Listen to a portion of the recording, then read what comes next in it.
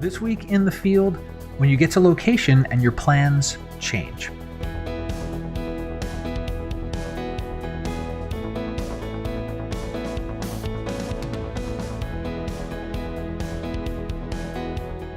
Hi everyone, I'm Scott Davenport. Welcome to In the Field, episode 250 of the In the Field In Post series.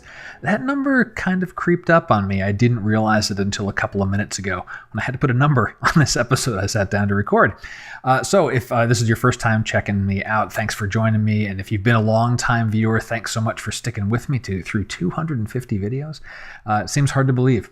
But for today, what I want to talk about is when your plans change, when you're going out for one idea and you get there and it's just not going to work. So I went and revisited the shipwreck of the SS Monte Carlo, which is all beached off of Coronado. And when I got there, it was very different than my last visit. So let me show you this first piece of footage of what I ended up discovering as far as the ship was concerned.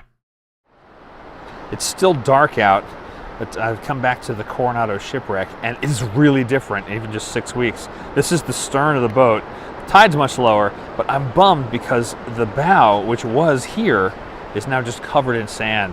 And so the composition that I had done a few weeks ago, I was hoping to repeat because I've got a nice looking sky up here. It's just not going to happen. So that footage is a little bit dark. I did grab some additional video that I'll roll here while I'm talking.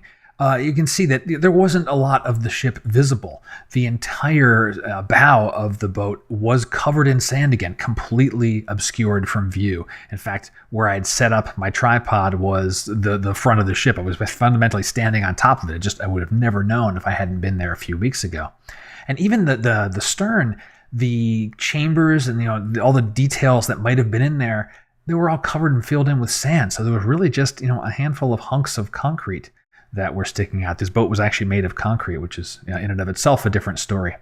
But I wouldn't have been able to pick this out as a shipwreck if I hadn't known it previously. So this wasn't going to work, right? My planned shot, not going to work. It's just the subject isn't there anymore.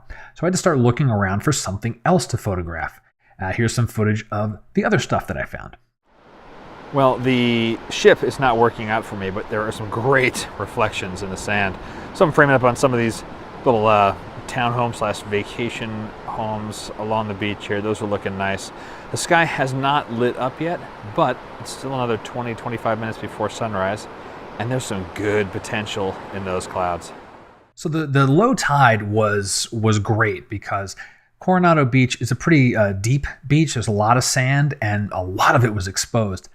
Got lucky with some nice clouds in the sky as well, and they were breaking a bit, so they were catching some different patterns of light as the sun was rising. And I was able to come away with a really, really nice photo of the buildings along the shore reflecting in the beach. And that's something you wouldn't normally get because the tide was negative 1.5 feet or so very, very low tide. And that made for some unique shooting conditions. Also found a lot of small sand dollars all over the beach, and those made interesting subjects as well. So having to be nimble and just realize the shot I was going to go for wasn't going to happen. I had to change my plans and had to shift things up. And that's the tip of the week, really, is to be nimble and be able to think on your feet once you get out into the field. The envisioned photo that you want might not be there. In my case, it was extremely not there. The subject was gone. But in other cases, it might be the conditions have changed. The weather is not cooperating with you for what you had thought you wanted to get.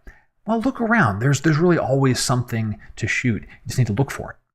And that's going to do it for this week's In the Field video, episode 250 in the bag. I hope you've enjoyed it. If you haven't subscribed to the channel, please consider doing so. Hopefully you got some value out of this and you'd like to come back and see more and not miss any other videos. If you've got questions about photography, I'd love to hear from you. You can contact me through my website, comments on the video below. However you'd like to get a hold of me, let me know. I really like getting questions. It becomes more interactive. And I think that questions lead us to becoming better photographers, both for the person asking the question as well as for the person receiving the question. We all have to think about what we're doing with our craft, and then we get better. That's kind of the whole point. Well, until next time, my name's Scott Davenport, and happy shooting.